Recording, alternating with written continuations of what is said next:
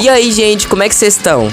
No vídeo de hoje tô trazendo mais um desenho top aqui pra vocês. E o desenho de hoje é do Shurato e do Guy. Vocês provavelmente não conhecem esses personagens, né? Porque é de um anime um pouquinho antigo, então eu acho que vocês não devem conhecer.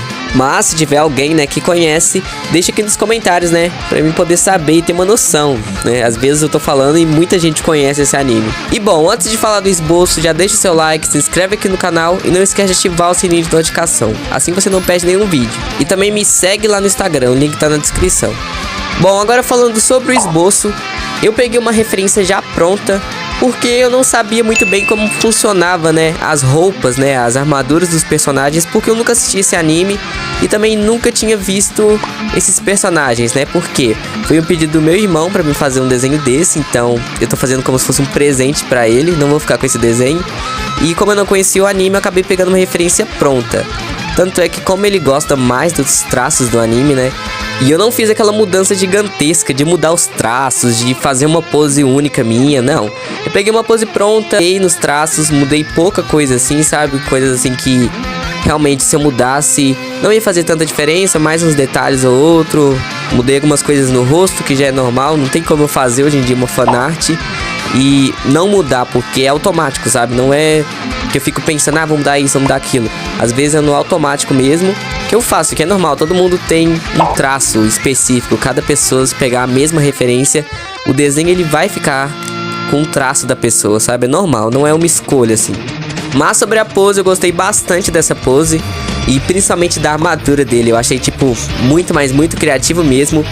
Esse anime até parece muito com o Cavaleiro dos Zodíacos, mas pelo que eu ouvi falar, ele veio primeiro. Então, eu acredito que o Cavaleiro dos Zodíacos seja tipo uma cópia, sabe? Não uma cópia, né? Mas uma inspiração em questão de design, porque os personagens lembram muito desse anime e principalmente as armaduras, né? Você olha assim, você pensa em Cavaleiro do Zodíaco.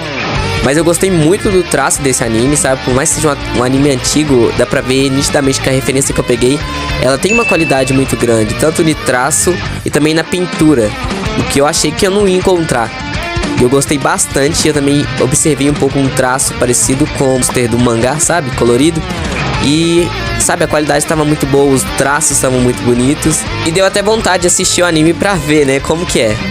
Agora partindo pra line art, essa line art ela deu bastante trabalho porque principalmente a armadura do Shurato, ela tem muitos detalhes. Principalmente nesse tigre, né, que tá no peitoral da armadura dele. É uma das partes que não foi difícil de fazer no esboço, mas que na line art demora mais porque tem mais detalhes mesmo. E essa parte em específico, né, ela tem que ficar muito bem detalhada e muito certinha, porque quando você olha o desenho, a primeira coisa que você pra olhar mesmo é o rosto do Shurato e essa figura desse tigre, que tá assim, bastante chamativa no desenho. Então se eu errasse qualquer outra parte da armadura, tudo bem, mas essa em específico e o rosto do Shurato tinha que ficar assim, praticamente perfeitos, os traços certinhos. Eu não poderia cometer tantos erros porque é o local que a gente mais repara. Os locais que a gente mais repara no desenho é o rosto, né? Isso inclui olho, boca, nariz, tudo. O rosto, o cabelo e principalmente as mãos, que as pessoas acham que não dá pra perceber tanto, mas as mãos é uma das primeiras coisas que a gente percebe na maioria dos desenhos. Então, se você faz uma mão que tá torta ou tá desproporcional, tipo, as pessoas elas vão reparar naquilo. Agora, se você tá fazendo, por exemplo, uma roupa, aí você faz a dobra da roupa um pouco esquisita, ninguém vai reparar nisso, porque a roupa em si, ela muda constantemente. Se você muda a posição, se você mexe o braço, aquela dobra de roupa já muda. Então, você pode variar bastante. Agora, o rosto, ele não muda assim, sabe? É uma anatomia e tem que ser seguida certinha. Pulando agora pra pintura, gente, eu quero que vocês assistam esse vídeo até o final, porque essa pintura promete bastante, tá? Não é da boca pra fora, realmente foi uma pintura que eu gostei muito de fazer. E além de ter demorado, né, eu me esforcei muito na hora da pintura da armadura do Shurato. Então, eu queria que vocês vissem, né, o vídeo inteiro e principalmente a parte da armadura, pra vocês verem como é que ficou, porque deu bastante trabalho. Eu gostei bastante da pintura da pele do Shurato, porque ele é meio moreno, sabe? Então a pele dele é um pouco mais escura. E eu gosto de fazer esses tons de pele, não muito claros, sabe? Um pouco mais escuros, meio morenos. Até tom de pele negro eu acho legal de fazer, porque você tem que misturar mais cores. E você pode apertar bastante o lápis de cor pra ficar um tom mais escuro, sabe? normalmente peles mais claras, você não pode apertar quase nada o lápis de cor pra que não fique muito escuro. A pintura do cabelo também não tem nenhum segredo, mas eu gostei bastante do ponto de luz que ficou, né? O efeito de luz. E é basicamente isso, é um cabelo castanho, então não tem nenhum segredo e nenhuma técnica assim que foi tão difícil de fazer. Partindo agora pra pintura da armadura, essa parte, né, que fica na testa dele, eu utilizei alguns tons de laranja e também de marrom claro para poder dar um efeito de um amarelo mais escuro. Porque eu não queria fazer uma armadura que nessa parte ficasse um amarelo muito claro, muito sem graça. Então eu utilizei esses tons de marrom claro e de laranja para ficar um tom mais forte, sabe, de amarelo.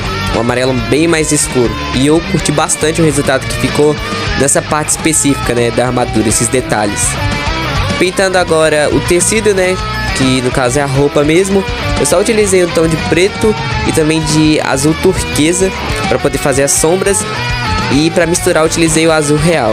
E isso foi em toda parte, até na parte da luz também. Agora para a parte que mais demorou mesmo para ser finalizada, né, que é a pintura da base da armadura mesmo.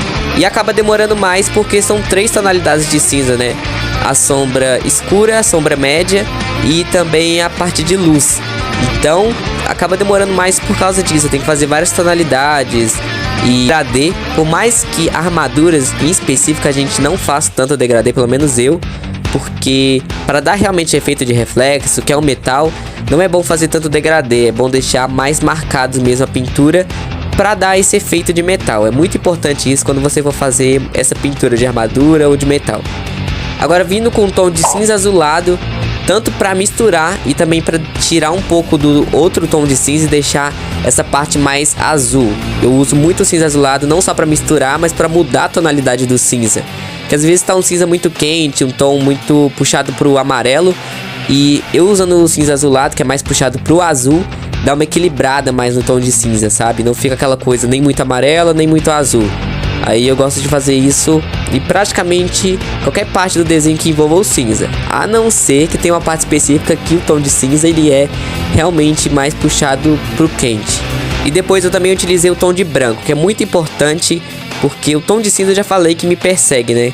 Porque sempre que eu vou fazer, normalmente não fica tão misturado sem utilizar o branco. É uma coisa assim estranha, sabe? O tom de cinza é uma das cores que eu acho mais difícil de misturar. E bom, agora eu utilizei tinta nanquim para poder pintar essas partes de preto, porque poupa mais tempo e fica bem mais pretinha, né, do que utilizar lápis de cor.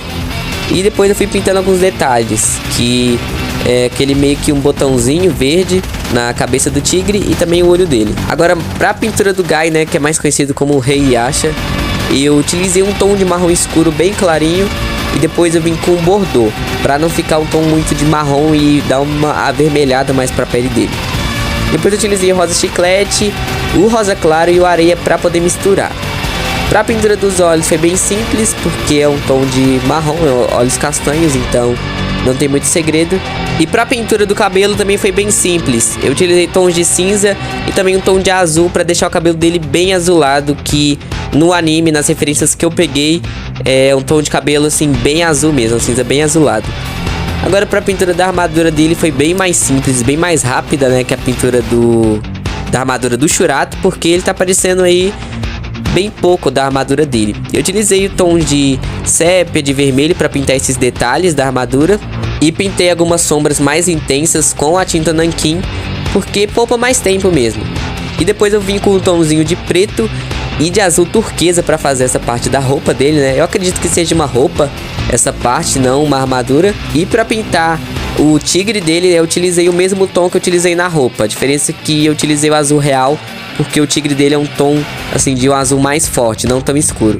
Agora para a pintura do fundo, né, que como eu segui bastante a referência, eu utilizei o mesmo tom de azul que estava no fundo, o mesmo cenário. Então para fazer esses fundos mais sólidos, né, com a pintura mais sólida de uma cor só, primeiro eu utilizei a base, que foi o azul céu, e depois utilizei o azul real para misturar e atingir a tonalidade que eu queria. Normalmente sempre eu utilizo a última cor para chegar na tonalidade que eu quero, e no caso a tonalidade era mais parecida com o azul real. E foi basicamente isso, a pintura do fundo ficou bem lisinha, bem homogênea.